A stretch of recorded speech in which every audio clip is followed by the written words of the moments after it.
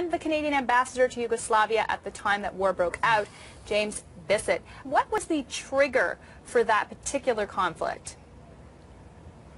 Well, the trigger was really when the American ambassador persuaded Alija Izetbegović, the Muslim leader in Bosnia, to renounce his signature and withdraw his signature from an agreement that had been reached earlier, negotiated by the Portuguese foreign minister.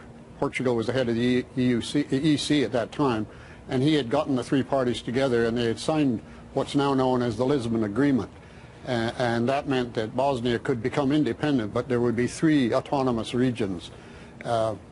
They all signed that, but my neighbor who lived across the street from me, Warren Zimmerman, the U.S. ambassador, convinced Alija Izetbegović to renounce that agreement and declare unilateral independence, and that the United States would immediately recognize an independent Bosnia and establish the first Muslim state in the heart of Europe. Of course, anybody who'd been following the circumstances leading up to this knew that that meant a bloody civil war, because the Bosnian Serbs were not going to accept that. Well, yes, I think there are lessons there. But the first one that I would suggest is that Bosnia is probably the most misrepresented war in modern history.